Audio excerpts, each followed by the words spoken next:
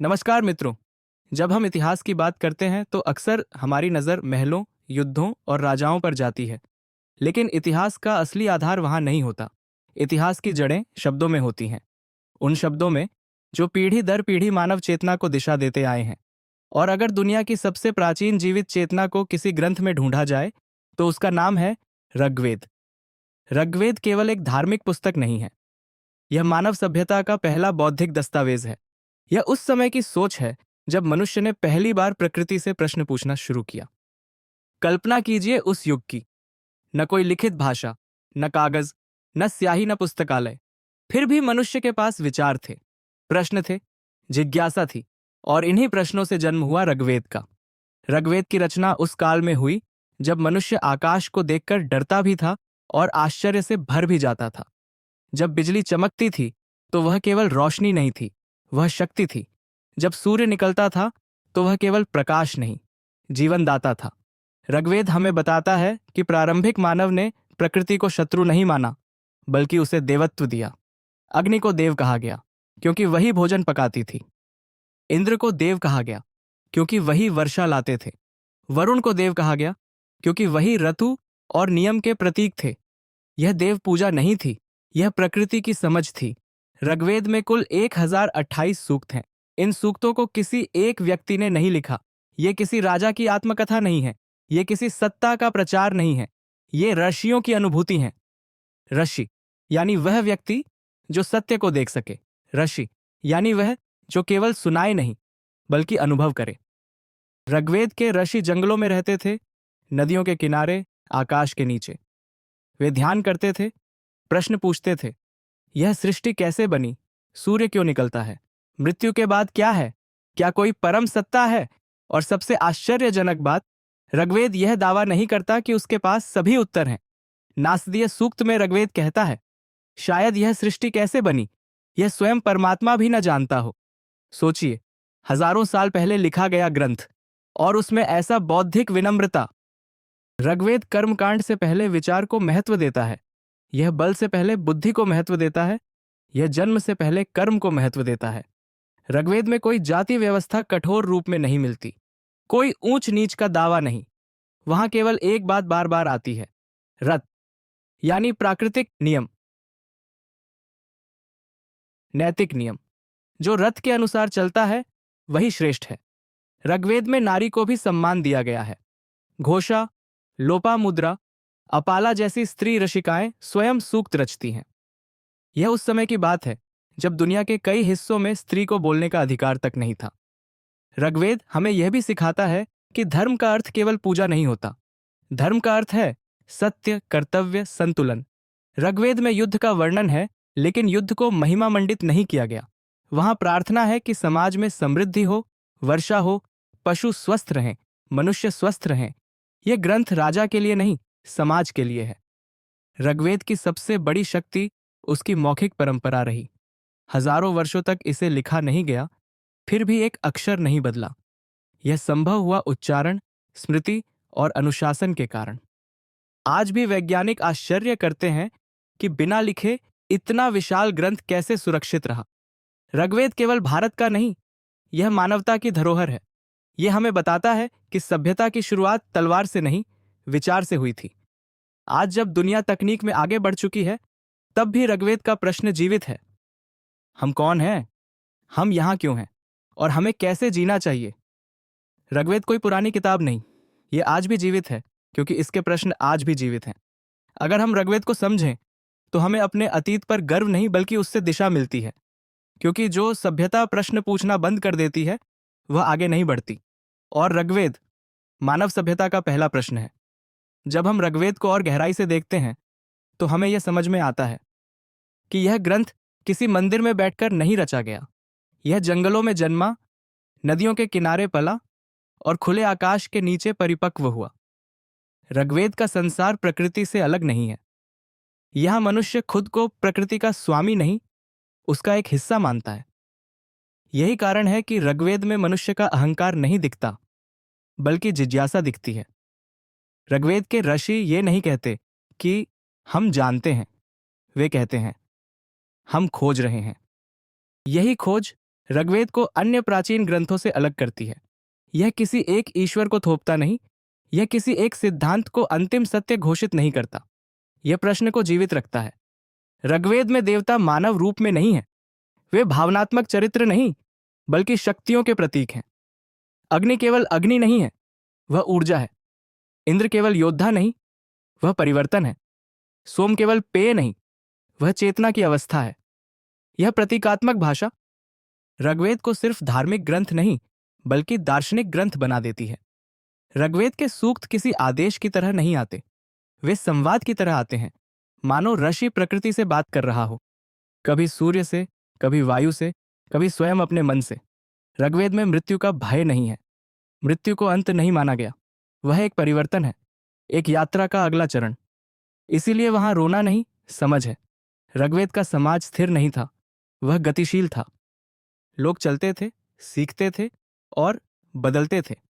यह कोई बंद सभ्यता नहीं थी। यही कारण है कि ऋग्वेद में कठोर नियम कम मिलते हैं। वहां आचार है लेकिन जड़ता नहीं। ऋग्वेद में धन की भी चर्चा है, लेकिन धन को अंतिम लक्ष्य नहीं माना गया। समृद्धि मांगी गई है लेकिन लोभ नहीं।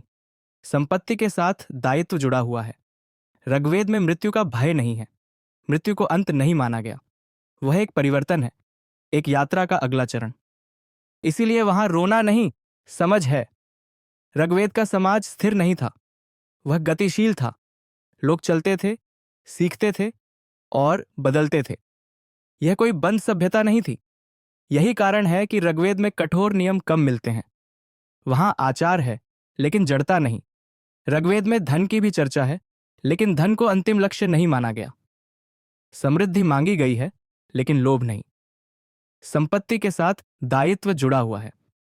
ऋग्वेद का रथ सिर्फ नैतिक नियम नहीं, यह ब्रह्मांडीय संतुलन है। अगर मनुष्य रथ से हटता है तो केवल समाज नहीं बिगड़ता, प्रकृति भी असंतुलित होती है। यह विचार आज भी अत्यंत प्रासंगिक है। जब हम प्रकृति से अधिक लेने लगते हैं तो आपदाएं आती हैं। ऋग्वेद यह चेतावनी हजारों साल पहले दे चुका था। ऋग्वेद का ज्ञान किसी एक वर्ग के लिए सीमित नहीं था, यह श्रुति था, सुना जाने वाला ज्ञान, जिसे कोई भी सुन सकता था, कोई भी सीख सकता था। यही कारण है कि ऋग्वेद में शिक्षा और परंपरा को सबसे ऊपर रखा गया। ज्ञान को छुपाया नहीं गया, संरक्षित किया गया। जब समय बदला, सभ्यता आगे बढ़ी, तो ऋग्वेद से अन्य वेद निकले, यजुर्वेद, सामवेद, अथर्ववेद, लेकिन बीज वही रहा, ऋग्वेद। ऋग्वेद वह मूल स्वर है जिससे भारतीय दर्शन की पूरी धारा निकली। उपनिषदों का चिंतन, गीता का कर्मयोग, यह सब उसी खोज का विस्तार है जो ऋग्वेद से शुरू हुई थी। ऋग्वेद हमें यह भी सिखाता है कि सभ्यता का मूल्य उसकी इमारतों से नहीं, उसके प्रश्नों से तय होता है। जिस समाज में प्रश्न मर जाते हैं, वह समाज धीरे धीरे जड़ हो जाता है। और शायद यही कारण है कि ऋग्वेद आज भी जीवित है, क्योंकि उसने उत्तर नहीं थोपे, उसने सोचने की आदत दी।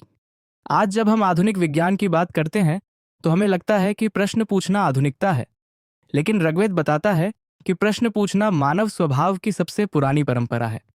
ऋग्वेद हमें अतीत में बांधता नहीं, वह हमें आगे देखने की दृष्टि देता है। वह यह याद दिलाता है कि ज्ञान का रास्ता नम्रता से होकर जाता है। ऋग्वेद इसलिए महान नहीं है कि वह सबसे पुराना है, ऋग्वेद इसलिए महान है क्योंकि वह आज भी मानव को सोचने पर मजबूर करता है। और जब तक मनुष्य सोचता रहेगा, तब तक ऋग्वेद की आवाज कभी शांत नहीं होगी। जब ऋग्वेद की ध्वनि पहली बार मानव कंठ से निकली होगी, तो वह केवल शब्द नहीं रही होगी, वह एक अनुभव रही होगी। एक ऐसा अनुभव जिसमें मनुष्य ने पहली बार अपने अस्तित्व को महसूस किया। ऋग्वेद हमें यह नहीं बताता कि क्या मानना है, वह यह दिखाता है कि कैसे सोचना है। यही कारण है कि ऋग्वेद किसी एक युग में बंद नहीं होता, वह हर युग में नए अर्थ खोलता है। ऋग्वेद के ऋषि प्रकृति को देखकर केवल उसकी सुंदरता से प्रभावित नहीं होते, वे उसके नियमों को समझने की कोशिश करते हैं। दिन और रात का क्रम, ऋतुओं का बदलना, नदियों का बहाव, यह सब उन्हें किसी व्यवस्था की ओर संकेत करता है। और इसी व्यवस्था को वे रथ कहते हैं। रथ का अर्थ केवल नैतिकता नहीं है, रथ का अर्थ है संतुलन। अगर मनुष्य इस संतुलन में रहता है तो जीवन सहज रहता है, और अगर वह इससे हटता है तो विनाश निश्चित है। यह विचार आज के पर्यावरण संकट में और भी प्रासंगिक हो जाता है। ऋग्वेद मानता है कि प्रकृति को जीतना नहीं है, उसके साथ चलना है। ऋग्वेद में देवताओं के बीच भी कोई स्थायी सर्वोच्चता नहीं दिखाई देती। कभी इंद्र महान है, कभी अग्नि, कभी वरुण। यह संकेत है कि शक्ति स्थायी नहीं होती, परिस्थिति के अनुसार भूमिका बदलती रहती है। यह सोच किसी भी केंद्रीकृत सत्ता के विरुद्ध है। ऋग्वेद सत्ता को जड़ नहीं होने देता, वह शक्ति को उत्तरदायित्व से जोड़ता है। ऋग्वेद का समाज संवाद में विश्वास करता है। ऋषि प्रश्न करते हैं, देवताओं से भी प्रश्न करते हैं।